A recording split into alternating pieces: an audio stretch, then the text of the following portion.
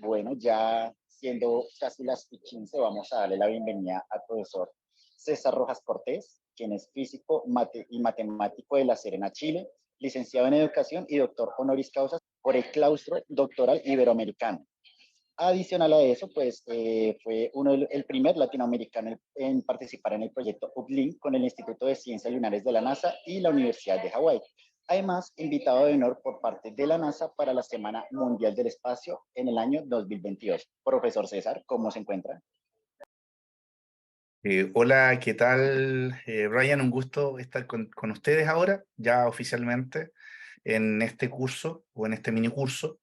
Estoy en estos momentos en la casa de mis padres. Vine a visitarlos durante un momento y resulta que me terminé quedando. Y estoy en las afueras de La Serena y no importa, siempre es un buen momento para compartir de ciencia. No importa el lugar ni la hora. Así es, totalmente compartimos esto. Bueno, profe, cuéntanos un poquito de qué nos vas a hablar hoy. Bueno, el mundo de la relatividad tiene como su concepto etimológico la relatividad como algo, todos podemos entender, algo relativo, ¿cierto? Pero viene con un origen histórico y un peso tremendamente importante. Entonces vamos a dar un pequeño paseo histórico por esto que es la relatividad para terminar desembocando en qué nos quiso decir Einstein cuando él propone y plantea su teoría de la relatividad especial, que dice relación con lo que ocurre a altas rapideces cercanas a la de la luz y no con respecto a lo que es la gravedad, porque esa es la teoría de la relatividad general.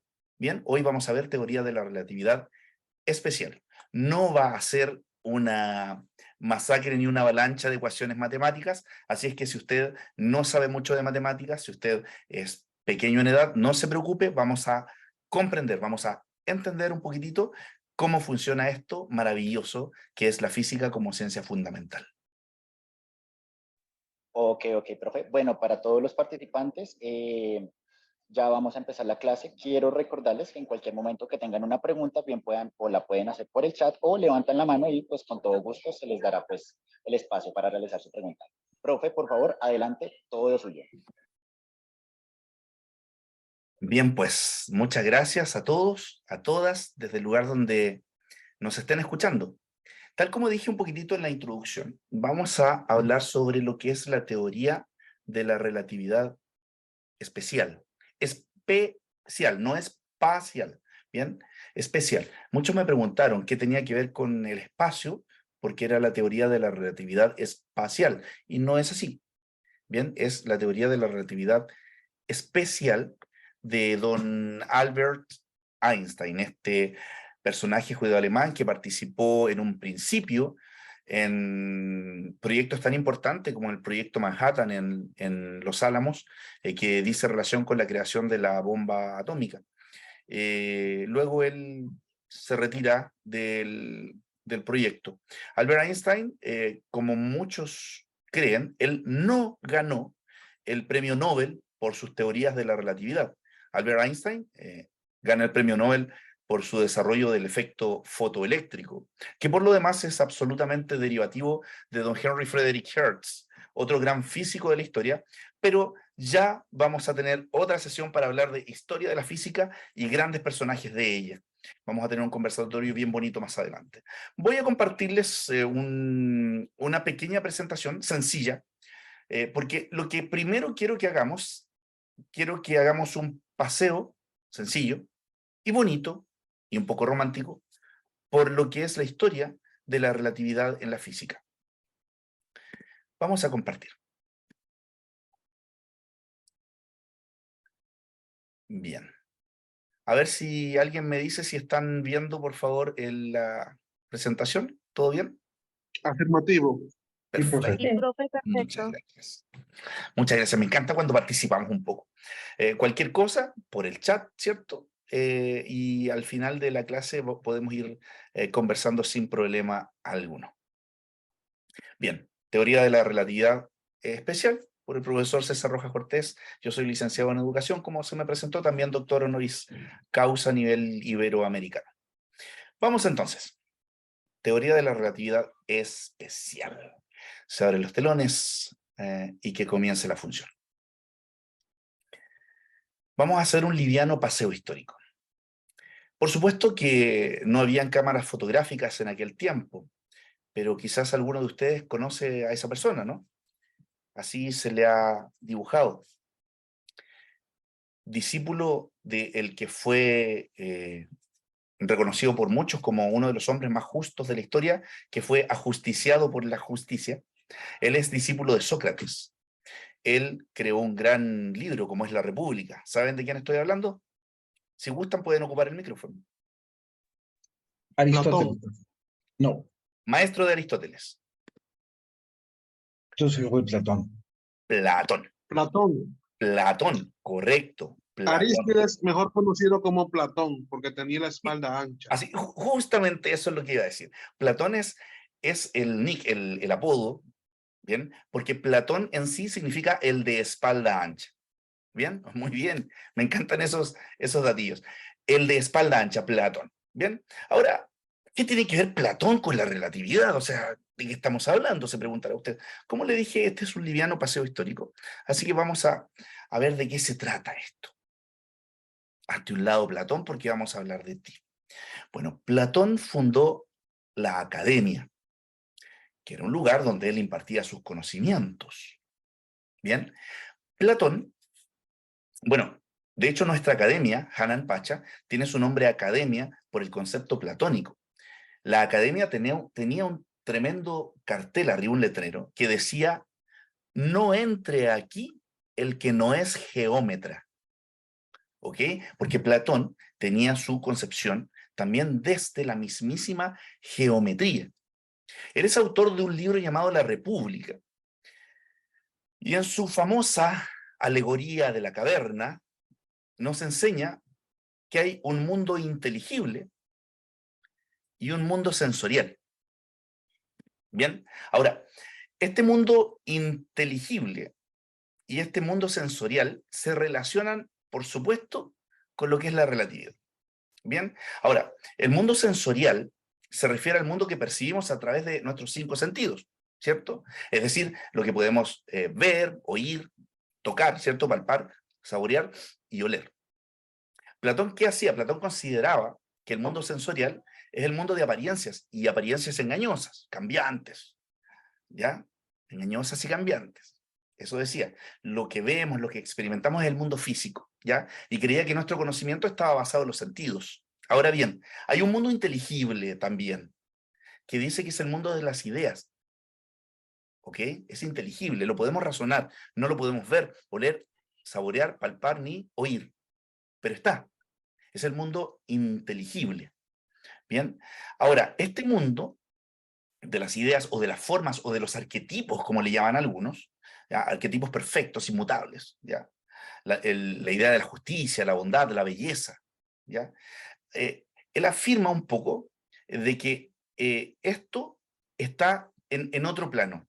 Ahora bien, esta teoría de la relatividad especial de Don Albert Einstein, que nosotros venimos el día de hoy conversar y platicar un poco, establece que las observaciones del espacio y del tiempo, bien, son relativas al observador.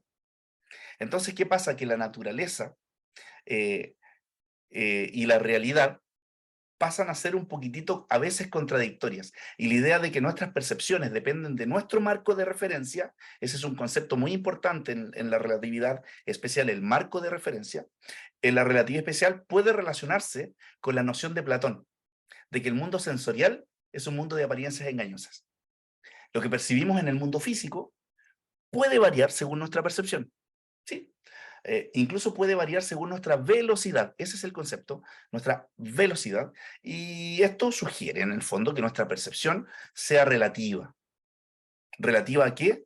Bueno, Platón no nos dijo que había un marco de referencia relativo. No, Platón no nos dice eso. Pero sí podemos hacer una analogía al respecto. Veo que Isidora tiene la mano levantada. Isidora, por favor, cuéntanos. Profesor, cuando dice sobre la caverna, es como un pequeño cuento que dice sobre hombre en una caverna de toda la vida y que si saca uno ve la cosa diferente. El mismísimo hombre que estaba ahí atado de pies y manos y que solamente veía las sombras de lo que era la realidad. Entonces allí él nos propone que hay un mundo inteligible y un mundo sensorial. Bien, entonces Platón nos da un primer atisbo de relatividades. Ojo, no necesariamente fue la primera persona que lo pensó, pero sí quizás es la primera persona que lo plantea, más formalmente. Como estamos en un liviano paseo histórico, veamos qué nos dijo el discípulo de Platón, que recién lo dijimos, que era el señor Aristóteles. ¿Qué podemos decir de Aristóteles? Uf, para muchos es quizás el genio más importante de la historia. Cuidado con esto, no estamos hablando de cualquier persona. Porque Aristóteles no solamente profundizó en el conocimiento y en la física, sino que también profundizó en las ciencias sociales. Él profundizó en la biología, tenía su observatorio. Y él continuó en la academia mientras era discípulo de Platón. Pero él funda otra institución. Él funda el Liceo.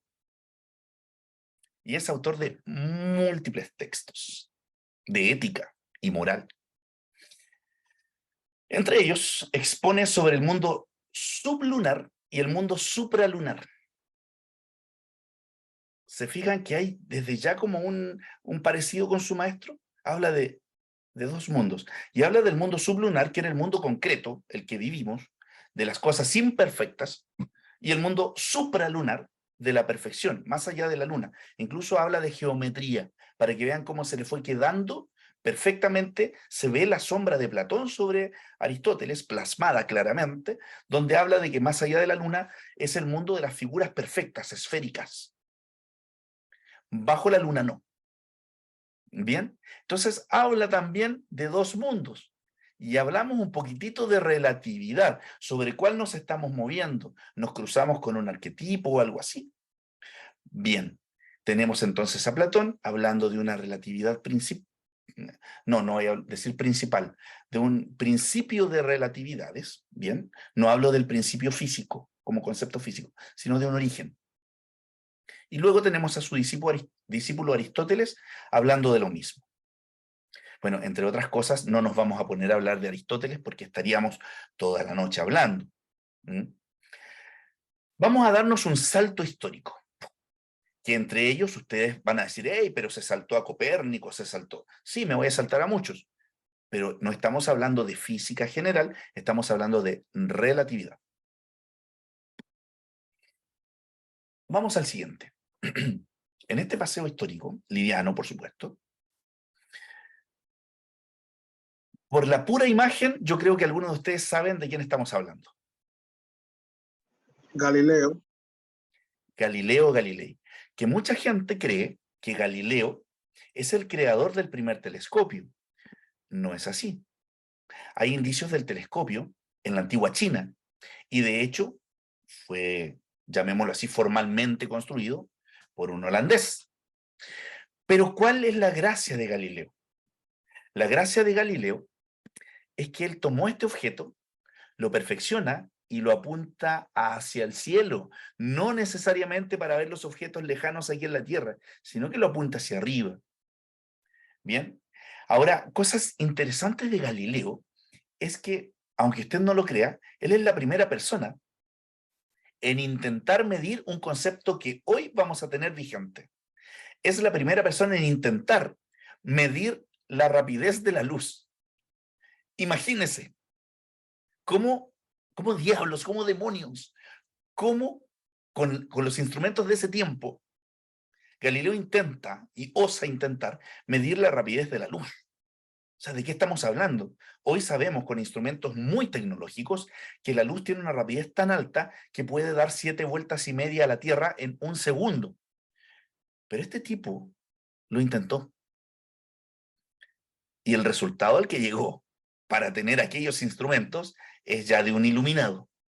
Oscar, Katy, adelante, ¿qué nos tienen que compartir? La gracia de Galileo no solamente fue el de haber apuntado hacia arriba el telescopio, porque de hecho se dice por ahí que hubo alguien que también lo hizo antes, Sí. pero la cuestión aquí es que él fue, además de eso, fue el único o el primero en haber anotado, hecho observaciones por escrito y después haberlas publicado en su libro Nuncius Siderius. Ya de esa manera, pues ya no hay forma de rebatirle que él haya sido el primero. Así es. Y ahora, Galileo tiene mucho que ver con lo que hacemos aquí en la Academia Hanan Pacha, con la divulgación.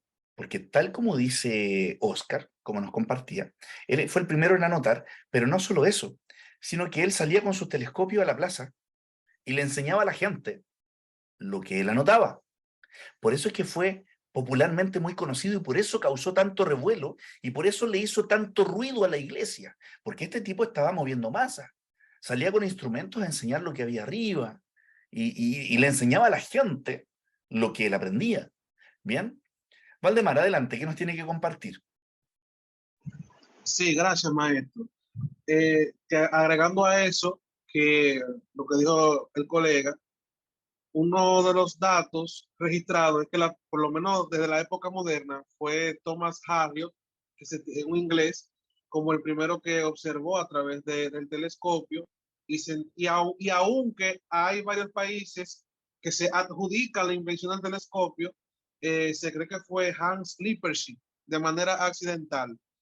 Y agregar finalmente, para no abundar tanto, que la confusión que viene con que a Galileo se le considere como el inventor del telescopio es que Galileo fue quien creó etimológicamente la palabra de telescopio. El telescopio era llamado catalejo. Así El es. telescopio era catalejo, entonces Galileo es quien crea la palabra telescopio que como es de todo conocimiento para todo el mundo, ¿verdad? Es la palabra que usamos para referirnos a ese instrumento. Es cuanto. Gracias. Pero muchas gracias, siempre he dicho, nos conocemos por otras líneas por ahí con Valdemar, pero siempre yo le he aplaudido y le he instado a continuar con esto, que siempre da muy buenos datos históricos. Gracias, Valdemar, muy agradecido. Bueno, Galileo, hablemos de Galileo entonces. ¿Qué tenemos que decir de Galileo? Lo que ya habíamos hablado, perfeccionó el telescopio, desarrolló ramas de la física como la cinemática y la astronomía. Sí, la cinemática. La cinemática estudia el movimiento, no sus causas, el movimiento.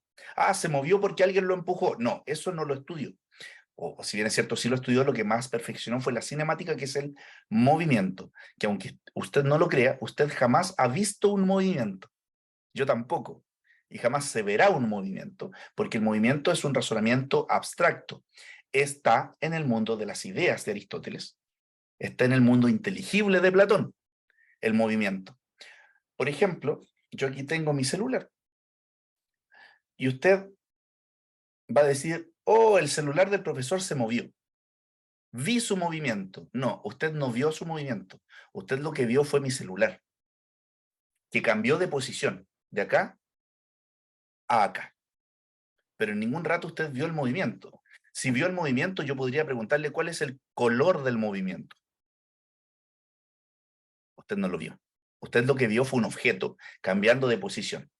¿Bien? Fíjense cómo vamos entrelazando un poquitito los conceptos. Ahora, Galileo, dentro de estos estudios del movimiento, ya dejando atrás lo del telescopio y la astronomía, presenta las ecuaciones que son base para la relatividad clásica, que las plantea Newton más adelante, haciendo un spoiler. De hecho, muchos critican a Newton porque presenta con las ecuaciones de Galileo. ¿Bien? Por aquí en el chat dice Isidora un objeto que se trasladó solamente. Valdemar dice, me explotó la cabeza literal. ¿Con qué te explotó, Valdemar? ¿Con lo de que nunca habías visto un movimiento, o no? Exacto. Nunca lo había escuchado antes, profe, esa explicación. Sí, la verdad es que darse cuenta de eso y que te haya explotado la cabeza es un excelente síntoma. ¿Bien? ¿Por qué? Porque nosotros vivimos nuestro mundo como si fuese la realidad única y resulta que no es así. ¿Bien? Vamos a continuar con esto. Recuerden y vean cómo vamos entrelazando los conceptos desde Platón en adelante. Antes de continuar, Isidora, adelante. Profesor, ¿qué hay de un tornado? Vemos el aire como gira y vemos como lo que produce su movimiento, pero tampoco vemos un movimiento, ¿sí? No, nunca vemos un movimiento. Tú lo que ves, bueno, el aire es transparente en general, ¿cierto? Lo que ves es seguramente las partículas de polvo, las cosas que arrastra, pero un movimiento jamás se ha visto. tú lo que ves son objetos, partículas, materia. Eso es lo que vemos. ¿Bien? De hecho, si somos un poco más finos, lo que vemos es el reflejo de la luz sobre los objetos. Pero como no es una clase de óptica, vamos a dejarlo ahí todavía. ¿Bien? Ok, continuamos. Un liviano paseo histórico que estamos dando. Avancemos un poquitito, tan solo un siglo atrás. Fácil, ¿o no? Brian May, guitarrista de Queen, dirán algunos. Es Newton. Sir Isaac Newton. Sir Isaac Newton. En efecto, este inglés que para muchos, al igual que con Aristóteles, para muchos, Isaac Newton es quizás el físico más preponderante de la historia. La broma que parece que claramente Oscar la entendió, de que es Brian May, el guitarrista de Queen, es impresionante el parecido que tiene Brian May con Isaac Newton, impresionante. Y para los que no Ahora lo que saben, lo dice es cierto, profesor. sí, es impresionante. Y para quienes no lo saben, Brian May, guitarrista de Queen, es astrofísico y colaborador de la NASA. Bien, así es que estamos hablando de un genio de la física también. Normalmente están ligados con la música. Bien, vamos con Isaac Newton. De Isaac Newton también pasaríamos hablando absolutamente toda la noche. Isaac Newton tiene muchas anécdotas. A mí siempre me gusta decir una de sus grandes invenciones. Y todos estarán pensando en el prisma, todos estarán pensando en su óptica, todos estarán pensando en Principia, en sus escritos, su fundamentación de la gravedad. No, fíjese que habían problemas con las mascotas, porque se orinaban sobre el trabajo, porque se olvidaban de sacarlas, habían problemas. Entonces, tal como usted ve en muchas casas, que las puertas tienen abajo un orificio, ¿bien? Que son las puertas para que entran y salgan las mascotas, se le ocurrió a Isaac Newton. ¿Sí? Él es el quien se le ocurrió los orificios bajo la puerta para que las mascotas pudiesen entrar y salir luego de hacer sus necesidades, salir y entrar a la casa, sin problema alguno. De Isaac Newton hay muchísimo que decir. Estamos hablando de un genio preponderante. Estamos hablando de un genio entre los genios. Cuidado, no se puede juzgar el pasado con códigos del presente. Así que no se trata de comparar a Newton con Einstein, con Feynman, con los más grandes de la historia, no. Pero sí por un asunto de gusto, de empatía, de trabajo, cada uno de nosotros podría tener algún favorito. De hecho, lo tenemos la mayoría de los físicos, ¿ya? No obstante, para la inmensa mayoría, Newton está en un nivel superior. Hay por ahí 5 que generalmente se consideran como en un nivel superior y Newton está entre ellos. Vamos a ver qué nos regala Newton. Isaac Newton diseñó el cálculo diferencial. Esto lo hace diferente. Hay 3 que son diferentes en la historia y Newton es uno de ellos por esto. ¿Por qué? Porque él diseña una matemática que no existe. Él diseña una matemática que no existe para dar solución a problemas que no tenían solución. No es que él resuelva un problema con la matemática clásica. Él diseña una nueva matemática. Y eso es espectacular. Diseña el cálculo diferencial.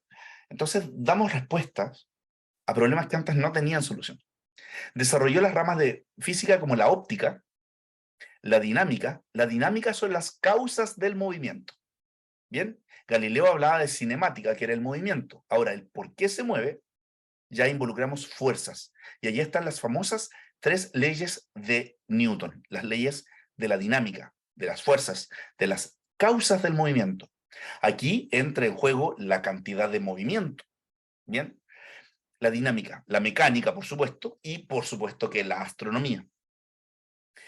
Newton estaba obsesionado con los cuerpos perfectos. Él era muy obsesivo, la verdad. Y en los poliedros, cuerpos tridimensionales, y de los poliedros regulares, que son 5, él intentaba poner uno dentro de otro para así explicar las órbitas de los planetas conocidos hasta el momento. ¿Bien? Y lo intentaba poner una dentro de otra y no le resultaba nunca. Claro, nunca le iba a resultar porque además eran más planetas que los que él creía. ¿Bien? No obstante, él tenía la geometría y nuevamente entra el concepto de la geometría que hay dentro del pensamiento de genios, un tanto obsesivos, pero nuevamente entra la geometría tal cual lo planteaba Platón. ¿Bien? Ahora, Newton se tira al vacío y es el primero en presentar una teoría de la naturaleza de la luz. ¿Qué es la luz? Bien, y él presenta su teoría corpuscular. ¿Por qué? La luz del sol nos llegaba a nosotros, estaba claro. El problema es que lo que se sabía de las ondas era que era como el sonido, bien, que era una onda que perturbaba un medio, pero si el espacio era vacío, ¿cómo podía una onda viajar? Si usted piensa, hey, pero si es una onda electromagnética, en el tiempo de Newton no se sabía nada de eso. Entonces, la única forma de que la luz del sol nos llegase a nosotros, si es que afuera hay vacío, no podía haber onda, era que la luz fuese un corpúsculo. Y él dice, la luz no es una onda, es un corpúsculo. Bueno, no pasó mucho tiempo para que el pobre Newton recibiese el primer golpe de Christian Huygens, otro tremendo genio, diciendo que la luz no era un corpúsculo, era una onda. Después aparecieron Fresnel y Young diciendo, sí, no es un corpúsculo, Newton está equivocado, es una onda, pero no es una onda longitudinal, es una onda transversal. Después aparece James Clerk Maxwell y revoluciona, y allí aparece el concepto recién de la onda electromagnética. ¿Mm? Antes de eso no. Entonces, ¿cómo decían que era una onda, pero viajaba en el vacío? Y allí se introdujo un conceptito que era el del éter, y se creía que el espacio estaba con éter, pero se sabía que en realidad no era así, por eso apareció la onda electromagnética, porque sabemos que el espacio no está compuesto por éter, sino que está compuesto por espacios vacíos. ¿Bien? Ahora, ¿por qué saco esto a colación? Porque Newton fue súper importante en plantear cosas. Se atrevió a plantear muchas cosas, Newton. Entre ellas, él hablaba del tiempo. Ojo con este concepto, tiempo, una de las 7 magnitudes fundamentales de la física. Él hablaba del tiempo y relacionaba el tiempo con Dios, con el concepto de Dios. ¿Bien? Entonces, cualquier cosa, me refiero a infinito, ¿ya? Y él decía que la luz tenía una velocidad infinita. Tanto así que cualquier suceso en el universo, nosotros lo podíamos apreciar en el mismo instante. Es decir, si el sol se apaga ahora, Newton creía, si el sol se apaga ahora, nosotros en este instante nos quedamos a oscuras. Hoy sabemos que no es así. Vamos a seguir viendo al sol durante 8 minutos y 20 segundos y orbitando alrededor de la nada. Newton creía que si una estrella explotaba ahora, nosotros la veíamos explotar en este mismo instante. Bien, hoy sabemos que no. Y es por eso que salimos a nuestro patio, ¿cierto? Miramos las estrellas y lo que estamos mirando es el pasado, lo que ocurrió hace muchos años atrás. Lo estamos viendo. Entonces, eso es maravilloso. Bien, entonces Newton plantea muchas cosas y entre estas cosas, él plantea la relatividad clásica. Bien, y toma las ecuaciones de Galileo y las formaliza. Entonces, claro, si un automóvil va a 20 kilómetros por hora y choca contra otro automóvil detenido, el choque es a 20 kilómetros por hora. Pero si yo voy a 20 kilómetros por hora y choco con otro automóvil que viene a 10 kilómetros por hora, a pesar de yo ir a 20 kilómetros por hora, el choque es a 30 kilómetros por hora, porque se van a sumar las velocidades. Entonces, las velocidades se hacen relativas, pero se hacen relativas dentro de lo que es la física clásica. Y claro, es fácil de comprender. Las longitudes siguen siendo las mismas longitudes, los tiempos siguen siendo los mismos tiempos, pero las velocidades se hacen relativas dependiendo de el otro objeto que se está moviendo. Es fácil comprenderlo. Yo puedo caminar tranquilamente y una persona que me ve desde la vereda del frente me ve caminando. Pero ¿qué pasa si esa misma persona que está en la vereda del frente me ve caminando sobre un tren en movimiento? y yo voy a la velocidad de siempre. Pero como estoy sobre un tren en movimiento, la persona me va a ver mucho más rápido. De hecho, me va a ver más rápido que el tren porque se van a sumar las velocidades. Relatividad clásica. Longitud, lo mismo. Tiempo, lo mismo. Pero las velocidades dentro de la clásica se van a hacer relativas. Bien, dentro de la clásica. Ese es Newton. Y no voy a seguir hablando de Newton. Lo único que diré de Newton es que mi viejo amigo, que es mi perro, se llama Newton, porque es un pastor inglés, para que vean la locura de este profesor. A su perro, que es pastor inglés, le llamó Newton. Valdemar, adelante. Sí, disculpe, profesor. Disculpado. Brevemente, para continuar, sobre lo que usted decía, que él asimilaba ciertas cosas a Dios, y por eso es la importancia de Einstein en esto, que después ya lo habremos detallado, que había cosas que él no las supo explicar, y él se las atribuía a Dios. Pero entonces luego vino Einstein, y esas cosas que Newton no supo explicar, el por qué, Einstein sí se la pudo encontrar. Así es. Vamos llegando ya a los finales. Yo no sé si usted sabe quién es este señor. Aquí es más difícil. James Clerk Maxwell. No es Maxwell. No es Maxwell. De hecho, ahí atrás en el pizarrón se alcanza a ver. De hecho, ahora que dijiste Maxwell, la barbita, sí, sí, estaba para confundirse. Sí. Se ve una raíz cuadrada por ahí atrás. Este señor es más difícil ahora. Este señor es don Hendrik Lorentz. ¿Les suena el Sí. factor de Lorentz? Sí. Bien. Don Hendrik Lorentz, que de hecho, cuando Einstein plantea su teoría de la relatividad especial, él lo dice abiertamente, que una de las personas que a él le gustaba leer y de quién aprendió y en quién se basó, pero sin duda se basó, fue en este señor. Que es un tanto desconocido, cuidado, es un tanto desconocido, pero por ahí a principios del siglo XX, en 1904, ¿ya? Desarrolló las transformaciones de Lorentz, ¿sí? Fueron fundamentales en la teoría de la relatividad especial, que es la que estamos tratando el día de hoy. Habla de la contracción de Lorentz y, ojo, establece que los objetos en movimiento se contraen en la dirección de su movimiento. Es decir, está diciendo que las longitudes ya no son iguales. Mientras los objetos se mueven, dice que se contraen. Habla de la contracción y esa contracción se llama contracción de Lorentz.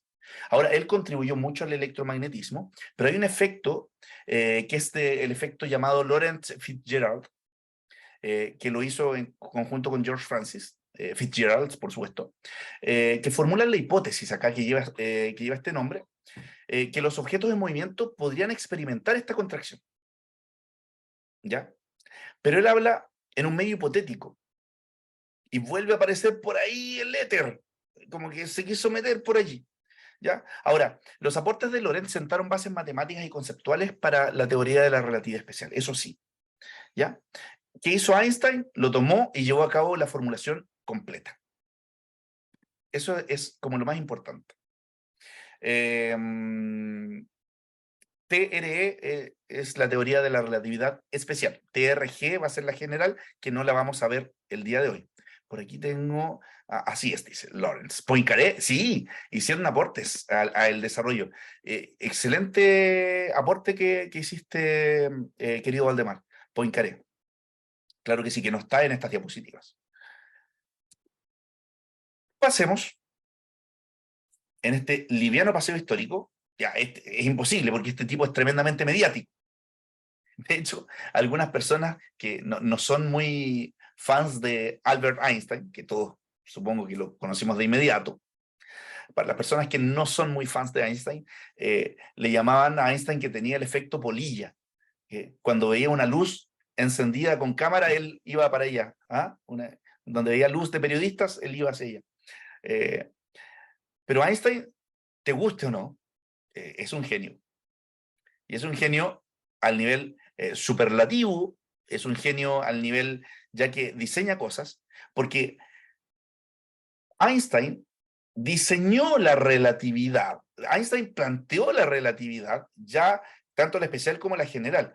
No se gana el Nobel con esto, porque él ya había ganado el Nobel con el efecto fotoeléctrico. El Nobel de física se otorga una vez en la vida. Hay una persona que me discutía por ahí, ¿y cómo Bohr tiene 2 premios Nobel? Sí, Bohr tiene 2 premios Nobel, uno de física y uno de química. Cuidado con eso. Bien, entonces, ¿por qué me pregunta Maximiliano? Es porque así lo planteó el señor Nobel, que fue quien dejó el dinero que todavía alcanza para seguir premiando los premios Nobel, porque eso se invierte y se sigue conservando, y de hecho un poco más de lo que dejó el señor Nobel, que es el que deja su nombre para la posteridad. Bien, pero se entrega una vez en la vida. Y aquí hay algo que deja como más o menos claro la importancia de la física como ciencia fundamental. Bien, no es una ciencia aplicada, es una ciencia fundamental. Fíjese que hay un hecho que podría indicar algo, podría que no, pero se lo voy a dejar para pensar por ahí. Pero hay físicos ganando distintos premios Nobel de distintas disciplinas. Bien, entonces todas las disciplinas han sido ganadas por personas de la disciplina y por alguna otra. Todos ganados siempre por alguien, alguna vez por algún físico. Pero los premios Nobel de física solo han sido ganados por físicos. Y no es que hay una norma, no, no, no, no. Los premios Nobel de física solo han sido ganados por físicos, los de física. Bien, se lo dejo para que le dé una vuelta por ahí. No vamos a ponernos a hablar de la vida de Einstein, pero sí vamos a decir este par de cositas, que ya las dije. Él obtiene el premio Nobel por el desarrollo del efecto fotoeléctrico, propuso ambas teorías de la relatividad, tanto especial como general, e inicialmente se negaba el desarrollo de la cuántica. Bien, él se negaba el desarrollo de la cuántica. Está la famosa frase donde Einstein dice que Dios no juega a los dados con la humanidad, porque la cuántica habla de las probabilidades y se basa en probabilidades. Entonces él dice que no. Finalmente termina cediendo, incluso desarrolla y aporta, tiene aportes importantes a la cuántica.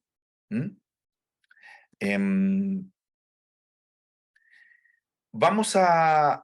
Por aquí alguien me preguntó algo de Marie Curie, que no alcancé a ver. Sí, ya lo respondieron. Por aquí Penrose es matemático, sí, pero es un matemático físico, sí. Penrose es un matemático, pero es un matemático físico. Es como el anterior, el astrónomo. Alguien me puede decir, no es físico, es astrónomo. Sí, pero es astrofísico. No me recuerdo el nombre.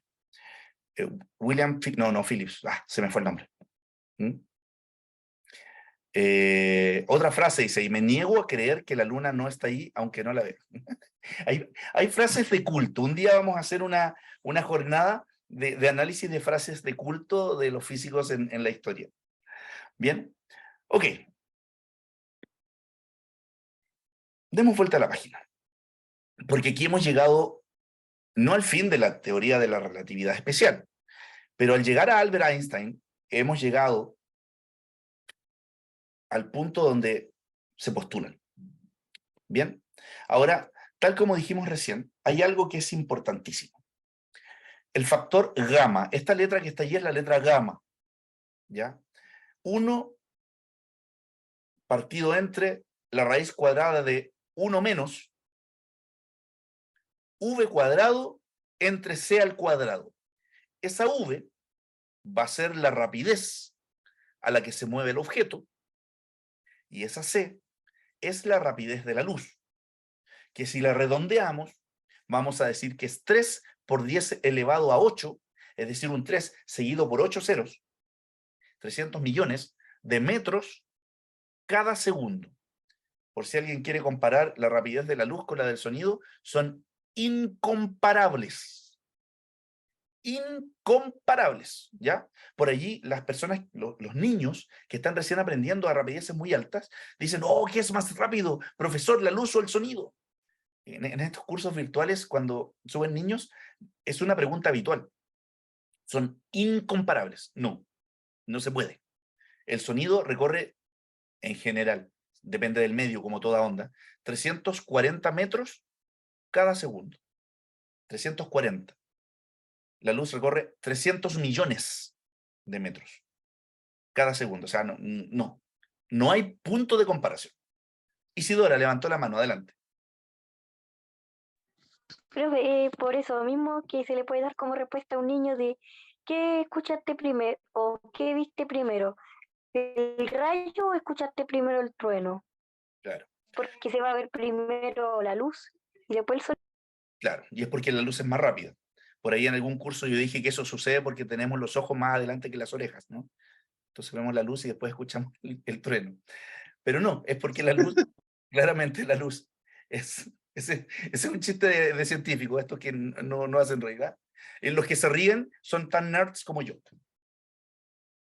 Bien, entonces tenemos una luz tremendamente más rápida, y por eso es que está involucrada acá en la C. La C, esa rapidez de la luz. Ahora, esto que está aquí, es el factor planteado por Lorentz, justamente el personaje que vimos previo a Einstein.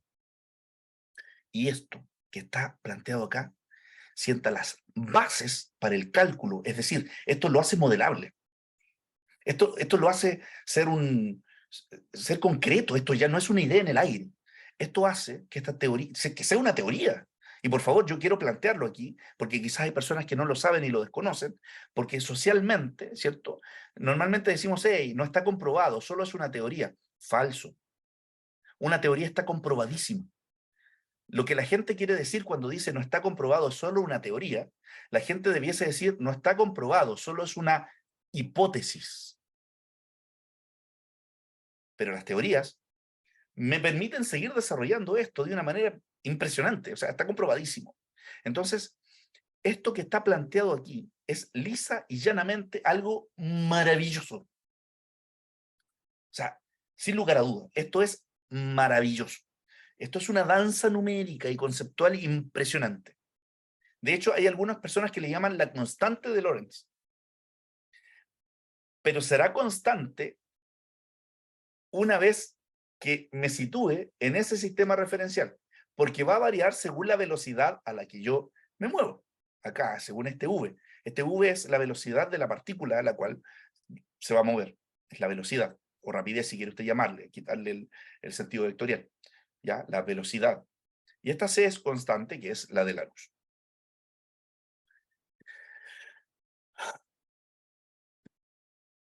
Vámonos entonces al pizarrón. Aquí es donde se pone entretenida la cosa. ¿Cómo vamos hasta acá, clase? ¿Vamos bien? Excelente. Ya. Vamos entretenidos. Parece que Jorge Profe, Beldaño dijo, ¿por qué ahora termina sí así viene tan lo bueno. rápido? ¿Cómo? ¿Por qué termina así tan rápido y los deja todos emocionados? No he terminado, tranquilo. Ahora, como dijo Jorge Beldaño ahí, ahora se viene lo bueno. Parece que Jorge está clarísimo lo que ahora se viene. Vámonos al pizarrón. Vamos a hacer un ejemplo. Bien. A mí me encanta ocupar el pizarrón. Aquí hay personas que han sido mis alumnos en otros cursos y saben que yo ocupo mucho el pizarrón. Me gusta ahí que vayamos construyendo esto. Para las personas que están en el grupo de los inscritos formalmente en estos cursos, estos pizarrones les voy a sacar un screenshot, un pantallazo, y también los voy a enviar al grupo. Y no tengo ningún problema en enviar este material también. Lo único que lo pido es que si lo van a replicar por allí, no olviden mencionar a la Academia Hanan Pacha. Ok. Vamos entonces con esto. El factor de Lorentz. Bien, el factor de Lorentz va a ser igual a 1 entre, disculpen, me cuesta un poco manipular aquí el touchpad, la raíz cuadrada de 1 menos v al cuadrado, ese v es la rapidez a la que me muevo, entre c, que es la rapidez de la luz, al cuadrado. Y estas rapideces y esta relatividad se hará ostensible, se hará palpable, tangible, la traeremos a nuestro mundo ya no inteligible solamente, sino al sensorial. Cuando nos movemos a rapideces muy, muy, muy, muy rápidas. Y cuando digo nos movemos, por favor, no vayamos al que el ser humano va a poder hacer esto. Ya voy a explicar por qué. Pero sí en partículas. En el LHC, por ejemplo, en Fermilab, en los aceleradores de partículas, sucede que las partículas viajan tan rápido que en efecto van a viajar en el tiempo, van a tener longitudes no propias, pero sí relativas, y sus masas van a aumentar. Y allí viene la clarísima, pero clarísima diferencia entre masa y materia, que no es lo mismo. No es menester el trabajo del día de hoy ver eso, ya lo veremos en otro curso. Por lo pronto, masa y materia no es lo mismo, ¿bien? Que no lo engañen. Ok, vamos con las longitudes primero. Vamos a poner una L. Vamos a llamarle L sub R a la longitud relativa. Y voy a llamarle tan solo L, solita, sin subíndice. Algunos le ponen un 0 abajo, L sub 0. Yo sencillamente le voy a llamar L por un asunto didáctico y pedagógico, para no confundirnos. Bien. A la longitud del objeto en reposo. Entonces, ¿qué sucede? Que si yo me muevo muy rápido, y esto tiende, esta v, que es la velocidad, tiende a acercarse a la velocidad de la luz, ¿bien? Entonces, todo esto que está acá va a tender, ¿cierto? ¿Tiende a qué? A que tanto el numerador como el denominador de esto que tengo encerrado en negro se equiparen. Es decir, toda esa fracción va a tender a ser 1. Numerador y denominador iguales. Por lo tanto, si eso que tengo encerrado en negro tiende a ser 1, entonces este 1 menos 1, eso tiende a ser 0. Y la raíz cuadrada de 0 es 0. Y 1 entre 0 se me dispara y se me va al infinito. Indeterminado. Bien, entonces todo este factor se va hacia el infinito. ¿Ya? Este factor se va hacia el infinito cuando la velocidad a la que se mueve el objeto, la partícula, tiende a ser la velocidad de la luz, C minúscula, velocidad de la luz. Bien, entonces, cuando los objetos se mueven muy rápido, este factor tiende a irse al infinito. Entonces, ¿qué pasa? Que si este factor se hace muy alto, la longitud empieza a achicarse y los objetos empiezan a acortarse, pero no en cualquier dirección.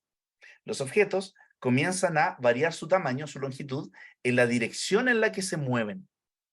Bien, entonces, por ejemplo, si yo tengo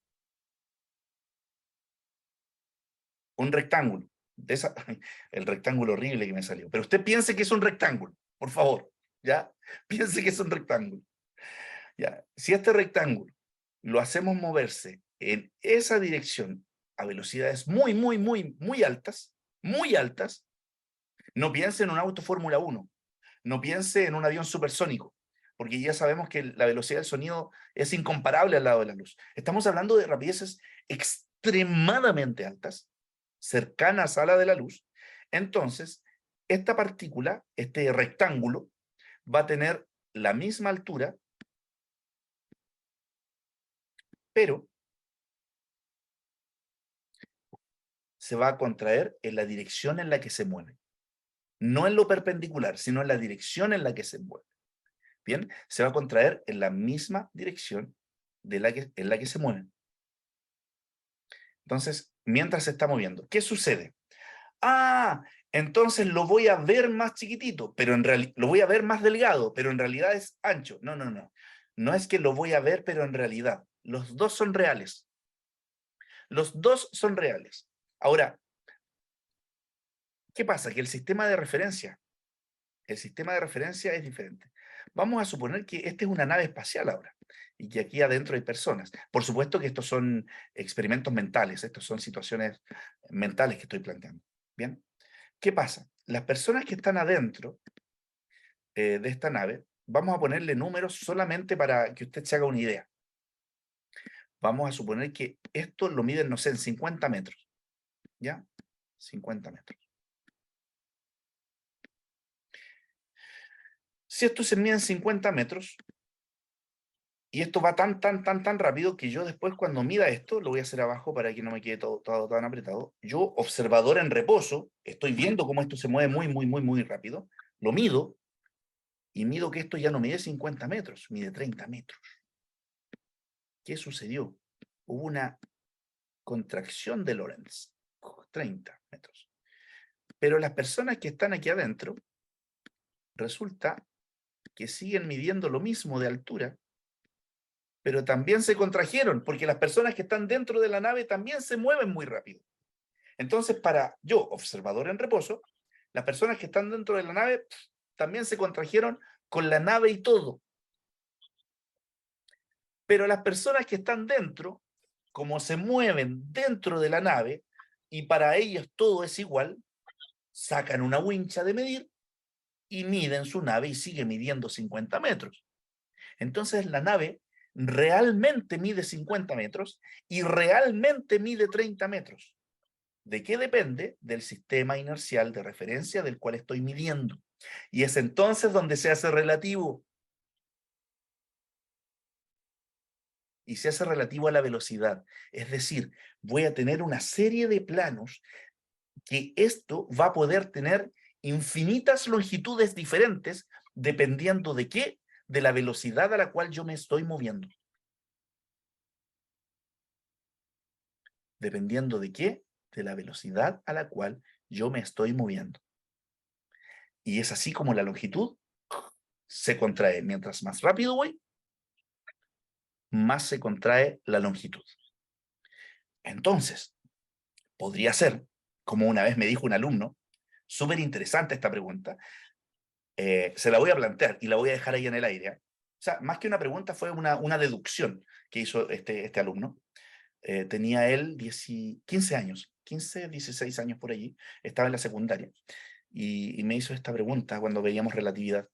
Me dice, profesor, es decir, que esta partícula partió en un punto y llegó a otro punto que está a 500 kilómetros de distancia, y realmente está a 500 kilómetros de distancia un punto respecto del otro, pero esta partícula llegó hasta acá recorriendo solo 300 kilómetros, pero llegó 500 kilómetros más allá. Correcto.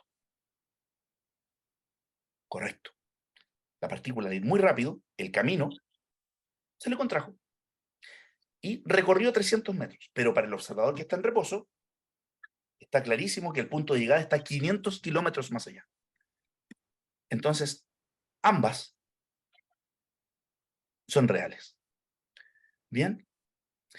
Jorge Beldaño también sí, Jorge, también, por supuesto que sí. Pero como no es menester de la clase, podemos al final hablar un poquitito de eso, Jorge. Sin problema, no hay problema.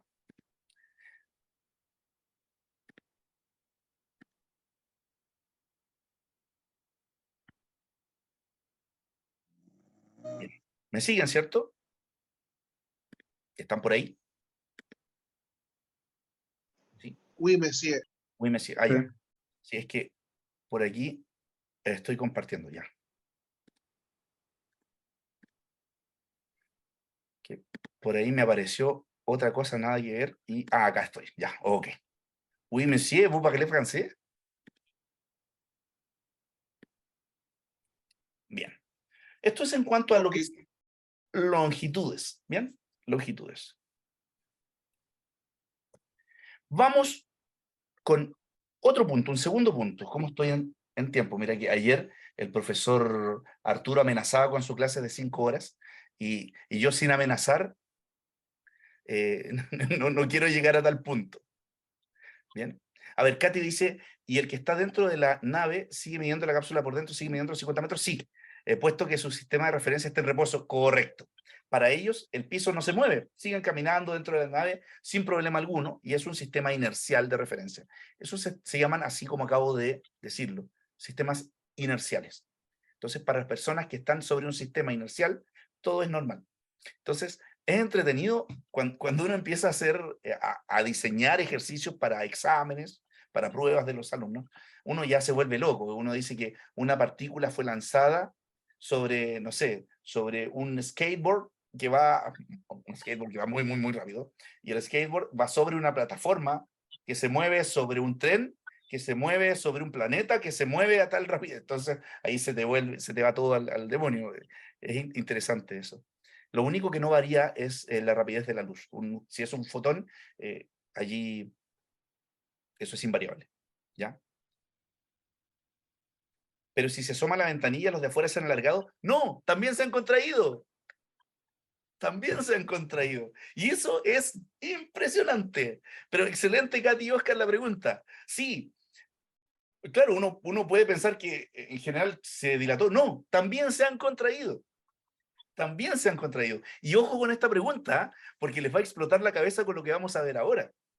Porque, claro, se han contraído los que están dentro, pero los que están dentro entonces ven más grandes los de afuera. No, no, también se le contraen. Y es por eso que el ejemplo que les di de mi alumno, el camino se le contrajo, recorrió 300 metros, pero llegó 500 metros más allá. Hay alguien que ya le está explotando la cabeza. Ajá. Por ahí Ciudad dice, profe, pero ¿cómo va a medir 30 metros y 50 metros al mismo tiempo? Así es. ¿Y de qué depende? Del sistema de referencia del cual estoy haciendo la medición. ¿Ya? Depende de eso. Y eso, a mí me encanta decir esto que voy a decir ahora. Me encanta decirlo. Bueno, le guste o no le guste, está comprobado y la ciencia es así. Vaya a discutir con Einstein. Es interesantísimo esto. Ya, vamos con el tiempo, porque se nos va el tiempo. Vamos con el tiempo, a ver qué pasa con el tiempo.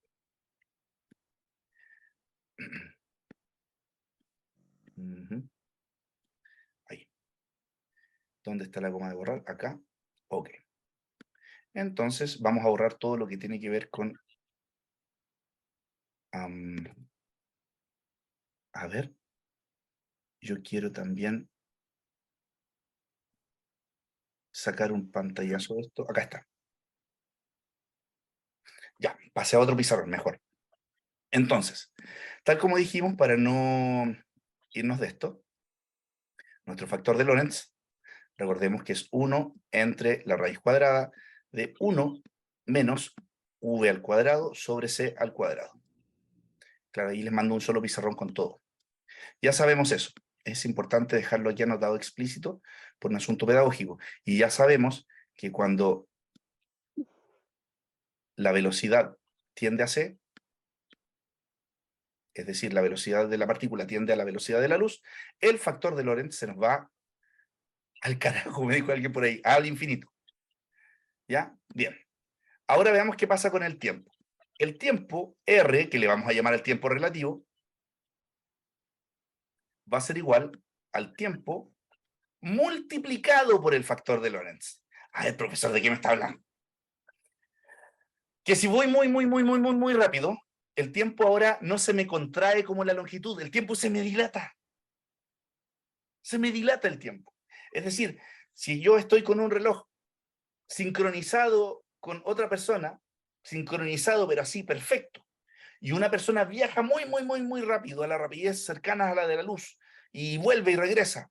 Cuando vuelva, ya los dos relojes no van a estar sincronizados. Y Einstein nos plantea una paradoja, que es la paradoja de los gemelos, que seguramente ustedes la conocen. Ahí Valdemar justamente está hablando de la paradoja de los gemelos, que dice que dos gemelos se despiden en la Tierra y uno viaja muy rápido a la de la luz, al rapidez de la luz, y vuelve.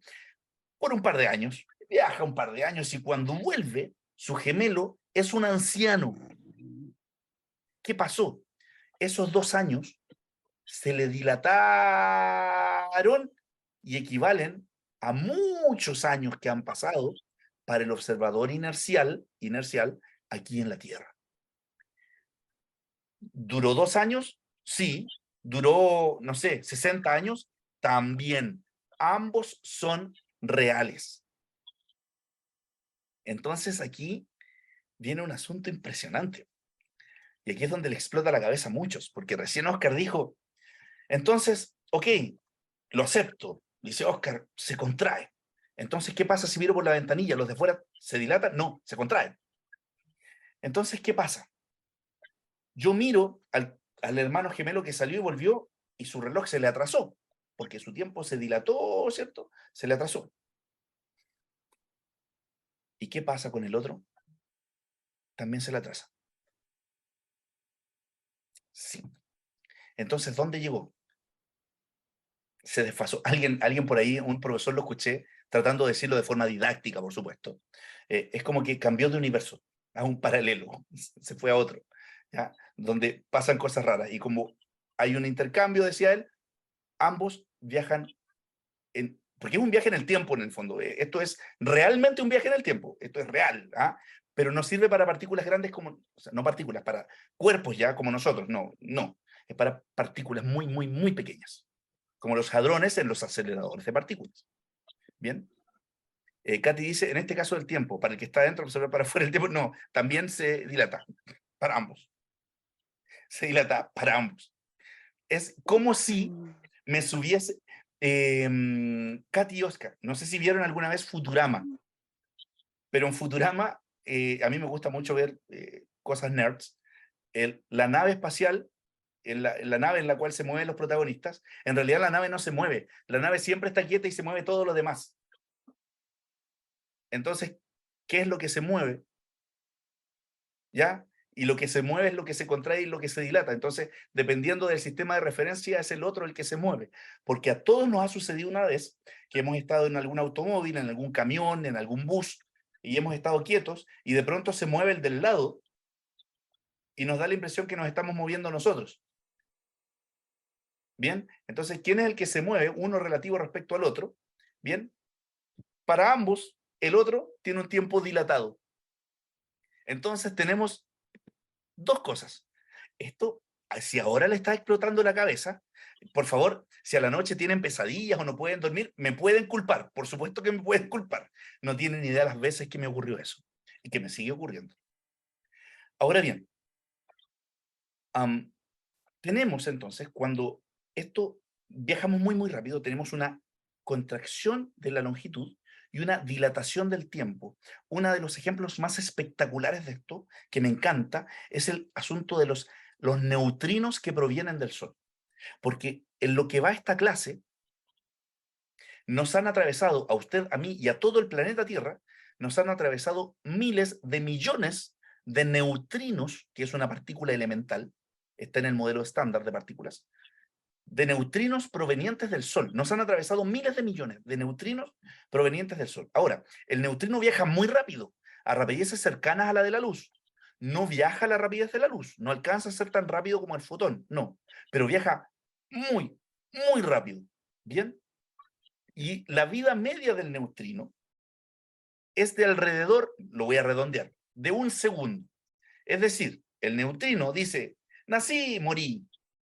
Bien, la vida media de un neutrino es de alrededor de 1 segundo. Nací y morí. El fotón, que es más rápido que el neutrino, se demora 8 minutos y 20 segundos en salir de la superficie del Sol y llegar a la Tierra. 8 minutos y 20 segundos. Y el neutrino, que tiene una vida media de 1 segundo, llega aquí a la Tierra. O sea, ¿cómo pudo llegar a la Tierra si tuvo que haber muerto saliendo de la superficie? ¿Ya? Entonces, el tiempo se le dilata. Y esa es una excelente demostración. Es una excelente demostración y un excelente ejemplo, ¿cierto?, de cómo se dilata el tiempo para partículas que viajan muy extremadamente rápido. ¿Ok? Oscar, Katy, no sé si iban a decir algo. ¿Alcancé a ver el nombre? Ella respondió justamente para para el neutrino que puede durar 1 segundo de vida, pues realmente ese segundo no se lo gasta en los 8 minutos que tardaría en viajar del Sol a la Tierra, o inclusive de un fotón que viaja desde una distancia de 13.400 millones de años luz de distancia, no se le acaba ese segundo porque, bueno, en el caso del fotón, porque está detenido en el tiempo. Como viaja a la velocidad de la luz, su tiempo, su reloj no avanza. En el caso de un neutrino, pues seguramente se va a acabar su segundo, pero habrá recorrido una gran distancia. Para la luz, el tiempo no transcurre. La luz no envejece. Métaselo en la cabeza. La luz no envejece, como mantra. La luz no envejece. El fotón va a su propia rapidez. ¿Ya? Entonces, el fotón no envejece. Porque la V de nuestro factor de Lorentz se transforma en C. Entonces se hace infinito el factor. Y t por infinito, esto ya se hace indeterminado, entonces tiene tiempo infinito y a nosotros nos da una envidia tremenda porque el fotón tiene tiempo para hacer de todo, porque no envejece más encima, ¿cierto? Mientras nosotros envejecemos y no tenemos tiempo para hacer cosas y algunos creemos que necesitamos un día de 28 horas para hacer las cosas. Isidora, adelante.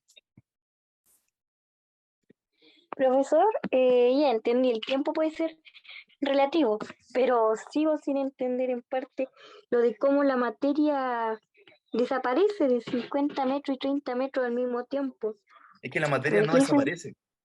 Sigue estando allí. Cada átomo sigue estando allí. Solo que se ve más delgado, llamémoslo así. No, no es que se ve. Pero todo es por el ojo humano. Perdón, nuevamente. Todo es por el ojo humano. No solo por el ojo humano, sino que la medición de instrumentos también lo dice. O sea, realmente es así y va a depender desde dónde está siendo medido. Isidora, vas a tener pesadillas esta noche con esta cosa, pero es así. Sí, profe. Ya poco a poco, con la matemática que vayamos aprendiendo, ¿cierto? Vamos a ir asumiendo esto como algo que es cierto. Y de hecho está experimentalmente en los aceleradores de partículas, lo repito, esto está ahí tangible. Es así. ¿Ya? Es así. Maximiliano Salor dice, eso hace que si se pudiera ir más rápido que la luz, el tiempo comenzaría a ir hacia atrás. Claro, hay una partícula que es hipotética, que por supuesto eso no es así, que es el taquión. Yo, por supuesto, quiero ser muy responsable. Yo no quería involucrar ese nombre aquí en la clase, pero ya que Maximiliano involucra la idea, no quiero que se crea que estamos huyendo de allí, no vamos a huir. Hay una partícula que es hipotética, que por supuesto no existe, hipotética, que es el taquión. La idea es que las partículas que nosotros conocemos, si es que superasen la luz, se transformarían en un taquión. Al ir más rápido que la luz, el tiempo iría en reversa, ¿cierto? Y si un taquión reduce su rapidez y va más lento que la luz, se transformaría en nuestras partículas convencionales. Bien, eso es así. Sin embargo, no se puede ir más rápido que la luz. Vamos a explicar por qué. No se puede, ¿ya? Es imposible. No se puede ir más rápido que la luz. La luz es la rapidez límite en nuestro universo. Vamos a explicar por qué. Y de hecho, Valdemar, adelante, tiene levantada la mano, veo. Sí, agregar a lo que usted decía, que los neutrinos, si bien ellos viajan a una velocidad cercana a la luz, y seguramente usted nos puede ilustrar mejor, que por el 2010-2011 hubo un experimento sobre el neutrino, que supuestamente se creyó que el neutrino viajaba más rápido que la luz. Creo que fue en Italia que se hizo ese experimento. Inmediatamente la prensa, que Einstein que fue desmontado su teoría de la relatividad, pero evidentemente tuvieron que retractarse porque los mismos científicos dijeron que no, que fue un error durante el experimento. Pero todavía por eso es la importancia de estas clases, porque todavía hay personas que creen eso. Por ejemplo, yo tuve una discusión de casi un día por chat con una persona que él decía que está comprobado que los neutrinos viajan más rápido que la luz. Y yo le decía, no, pero que eso es falso. Yo te puedo mostrar todos los documentos, todos los papers que dicen lo contrario. Como usted dice, todavía, por lo menos en este universo, la luz es lo más veloz.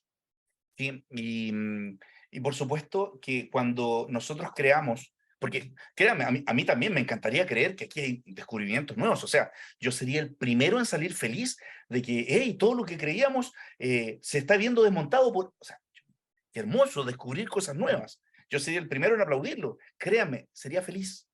Bien, con cada nuevo descubrimiento lo encuentro maravilloso. No obstante, estas serían cosas, un descubrimiento como ese, que un instrumento midiera eso y que estuviese realmente comprobado, y no con conspiranoia, sino con papers reales. Bien, eso sería acreedor de un Nobel. Realmente sería acreedor de un Nobel. ¿Ya? A ver, alguien levantó la mano y veo que hay dos, pero no puedo ver quién. A ver, cualquiera de las personas que tiene levantada la mano, adelante. Rapidito, porque se nos pasa el tiempo volando. Sí, hola, buenas tardes a todos. Ahorita lo que comentó la compañera, hay que recordar que la materia no se crea ni se destruye, solo se transforma. Y de lo demás, me gustaría, bueno, se supone que se convierte en más pesado, entre más pesado el objeto, más se dilata el tiempo. Por ejemplo, un agujero No sé. negro, ¿no? O sea, cierta explicación. ¿Tendría mucho que ver en eso, profe? ¿Me puede apoyar Bien. en eso? Hay una pequeña imprecisión allí. ¿Cómo es tu nombre, perdón? Joanan García. Johanan. Ok. Johanan, un gusto que hayas compartido. A ver, dos cositas. Primero, una imprecisión. Respecto a lo que no se crea ni se destruye, solo se transforma, vamos a hablar de la energía cuando hablemos de eso, que es una de las leyes más inviolables y más sagradas de la física. No es un dogma, por supuesto. ¿Ya? Pero con respecto a la materia, cuidado, ¿ah?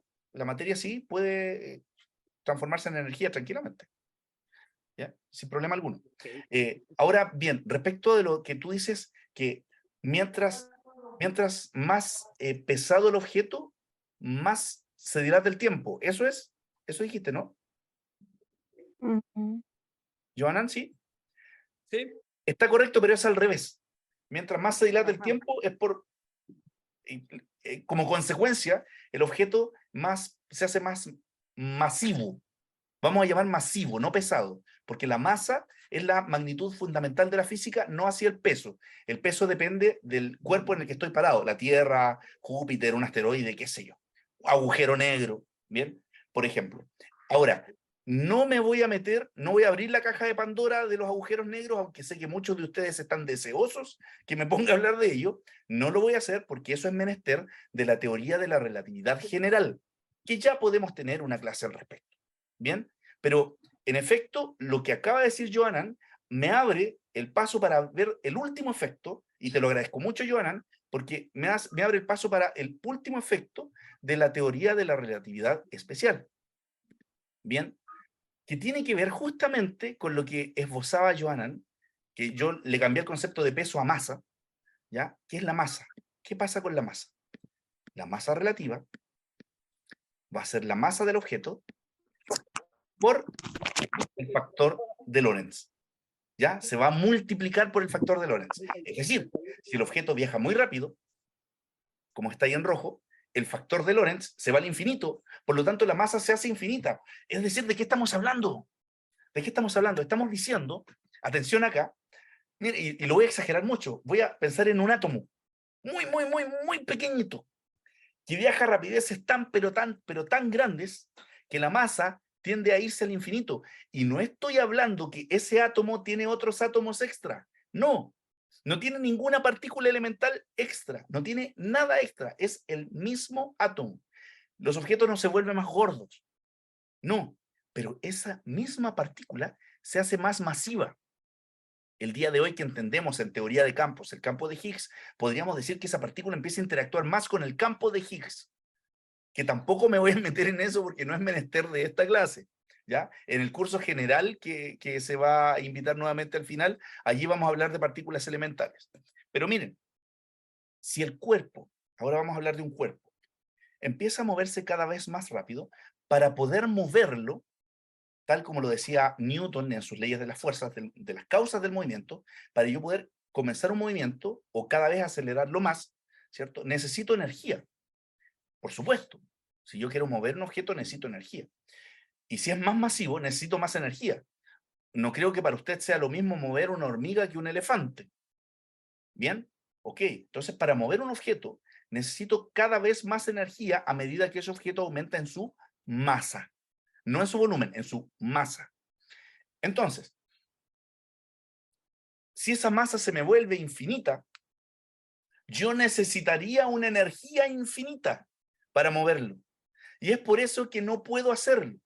Y esa es otra razón por la cual la rapidez de la luz no se puede superar, porque necesitaría una energía más que infinita para poder hacerlo.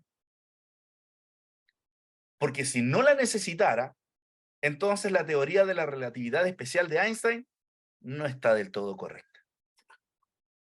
Bien, entonces, la masa, y según la experimentación todo eso se prueba perfectamente, la masa, a medida que se hace mayor la rapidez de la partícula, la masa aumenta, sin tener lo que es un átomo extra, nada. Nada extra, absolutamente nada extra, la masa aumenta. La masa, no la materia. La masa, para nada. No tiene problema alguno en aumentar y aumenta según el factor de Lorentz.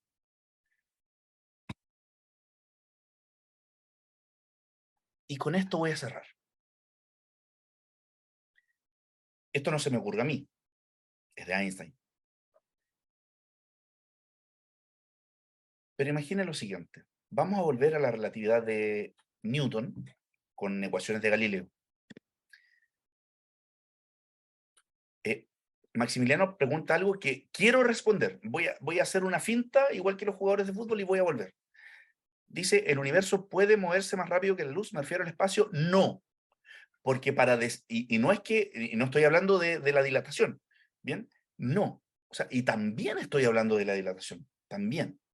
Porque para poder moverse, mi querido Maximiliano, necesito 2 puntos de referencia. Es decir, desde acá hasta acá. Eso es movimiento.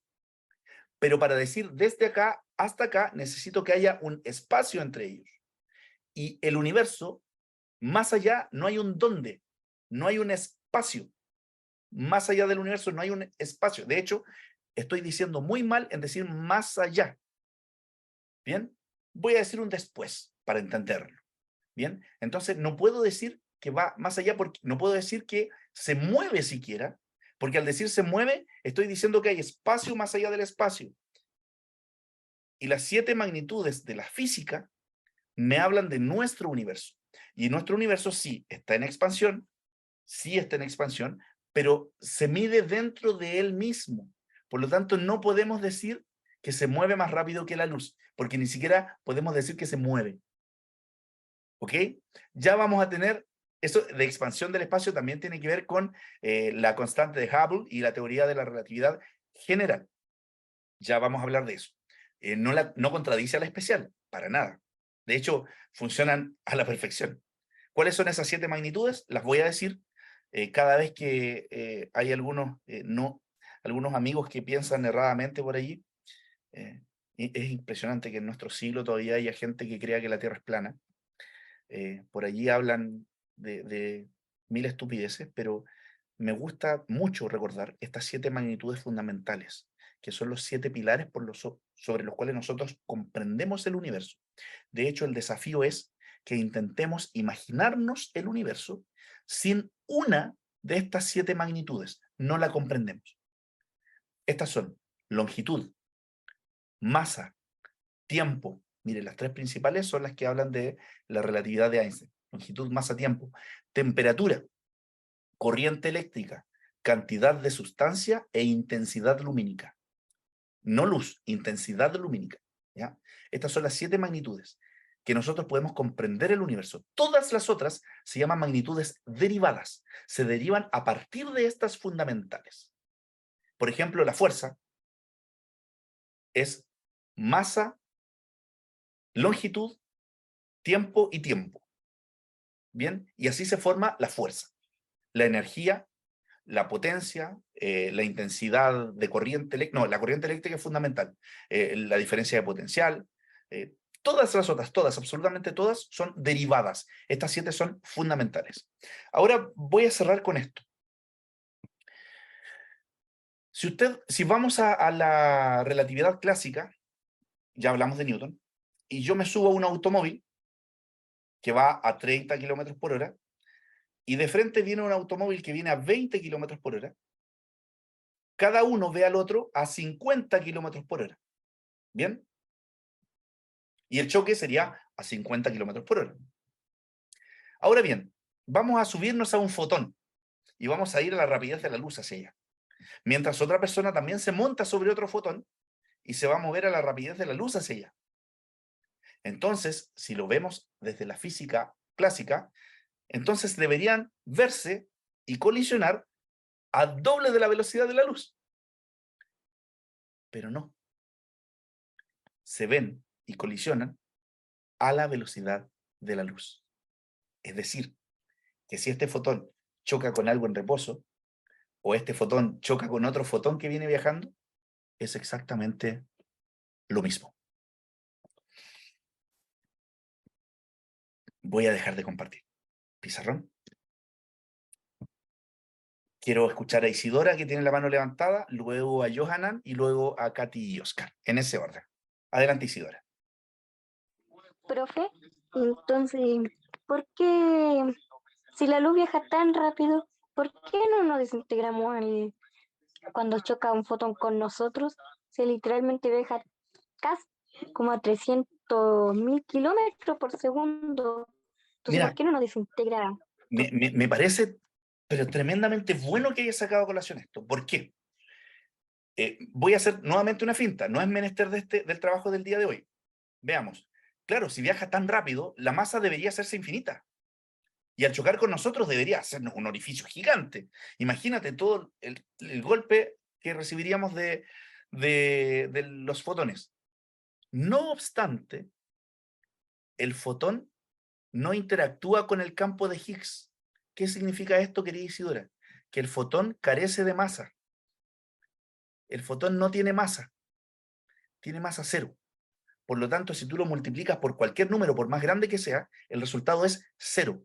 Por lo tanto, no nos pasa nada. Porque el fotón sigue sin masa porque no interactúa con algo que se llama campo de Higgs, que es el bosón de Higgs, que muchas personas le llamaron en su momento la partícula de Dios.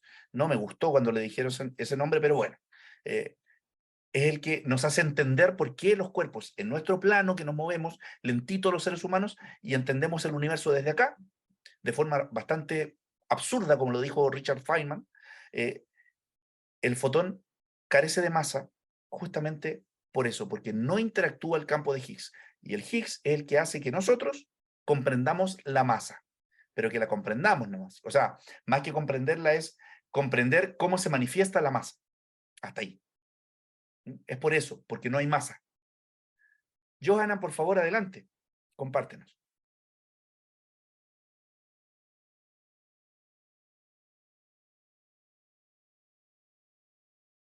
Johanna García.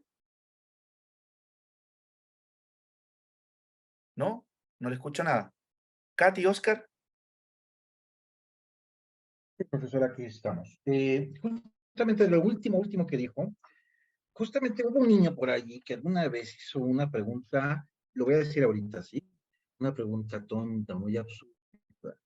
¿Qué pasaría si yo me trepo a un rayo de luz?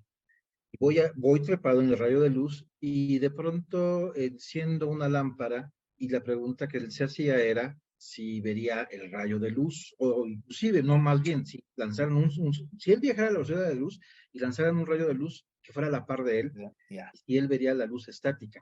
Y era una pregunta tonta. Y es más, lo voy a decir de esta manera.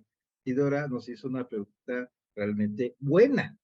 A lo que voy es, ese niño era Albert Einstein, usted lo sabe.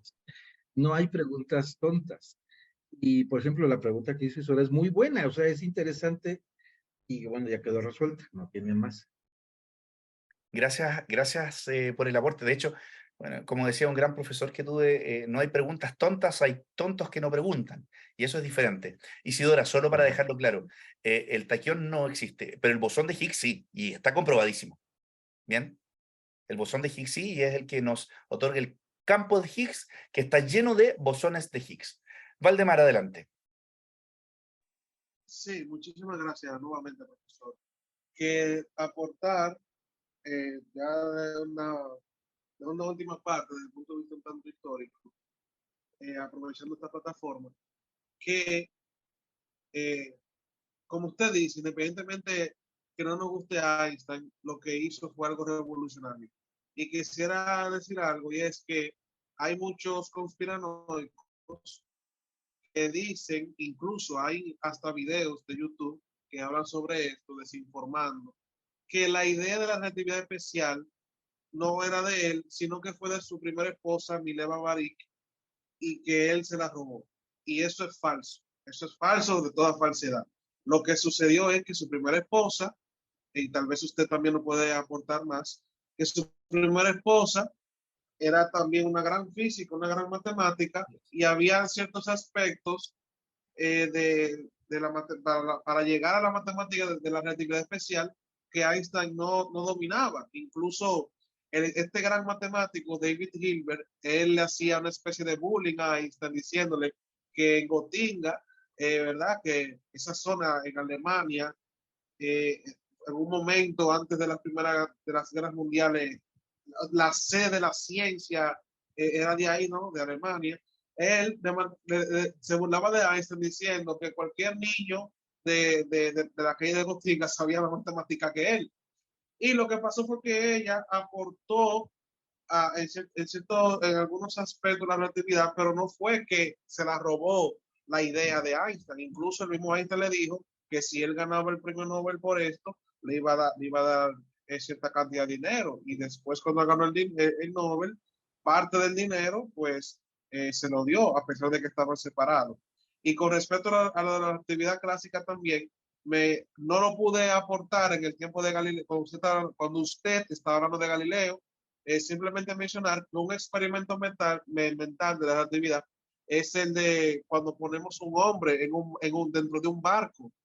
Sí, o sea, cuando ponemos, o sea, el ejemplo era como que un hombre está en un barco, está anclado, entonces se está moviendo, pero si ve la ventanilla y ve a otro barco acercándose, él cree que se está acercando, pero pero como el barco está anclado, ¿verdad?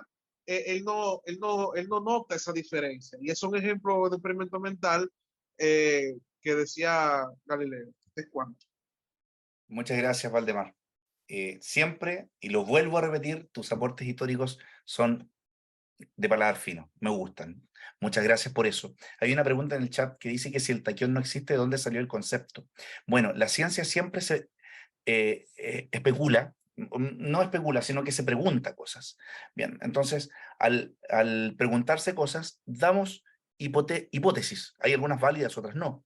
Incluso las hipótesis válidas no quiere decir que son ciertas, porque hay algunas hipótesis que nacen muertas. Ya, que no, ya hay algunas hipótesis que ni siquiera están bien planteadas. Hay que saber plantear una hipótesis para generar que funcione el método científico como corresponde.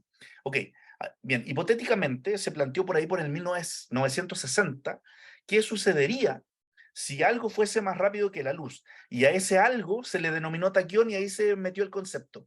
Y de ahí se metió una conspiranoia interesante. A los que les gusta la conspiranoia, es sabroso eso. ¿Ah? No sé si, Johanan, ahora puedes hablar, Johanan. No, se le quedó la manito arriba. Oscar y Katy, y con esto cerramos. Rápido, profesor, sobre la pregunta que te hicieron hace rato de que si el espacio crece más rápido que la luz, una cosa. Más bien, yo creo que la persona que lo preguntó va relacionándolo a la cuestión de que si, por ejemplo, en el universo en expansión en el que estamos, ¿por cómo es posible que las galaxias que son supermasivas puedan llegar a viajar más rápido que la velocidad de la luz? Y bueno, obviamente tú tenías la respuesta mejor que yo. En realidad no es que se estén moviendo, es que se está creando, debido a la energía oscura, se está creando espacio intermedio entre ellas. Entonces no es que se estén alejando realmente, es que el espacio entre estas dos, pues es la culpable. Y esto provoca, sí, que pues a veces que existan galaxias cuya luz ya no nos llega porque ya van viajando, vamos a decirlo así para que lo entendamos mejor, van viajando más rápido que la luz, y pues la luz ya nunca nos va a llegar a tocar de esas galaxias. Pero ya dijimos, no están viajando las galaxias más rápido, está creando espacio intermedio debido a la expansión del universo. Es cuánto. Muchas gracias, Oscar. Yo sabía que irremediablemente se iban a meter en relatividad general. Era muy obvio, porque nos encanta el universo, el espacio, energía oscura. Ojo, hay un concepto que está ingresando que es gravedad oscura. Ay, ¿Perdón? ¿No? Ok. Entonces hay temas tremendamente interesantes dentro del mundo de la física. Lo que saco yo en limpio de esta interesante plática que hemos tenido, espero que les haya gustado de partida, pero saco en limpio que al parecer va a ser necesario alguna conversación y pequeña clase de relatividad general. Muchachos, un gusto haber estado con ustedes. Brian, si estás por ahí para darte el pase. Y bueno, profesor, muchísimas gracias por su tiempo, gracias por venir a compartir con nosotros y pues venir a compartirnos este conocimiento que es como, no sé, como complejo, pero al mismo tiempo como satisfactorio de, bueno, tratar de entender, porque entender la relatividad es algo bastante complejo. Muchísimas gracias, profe. Adiós a todos, que estén muy, muy bien. Esta clase y la de ayer y la de mañana van a estar en el canal de YouTube de la Academia. No se lo pierdan. Chao, chao. gracias a todos. Gracias. Gracias.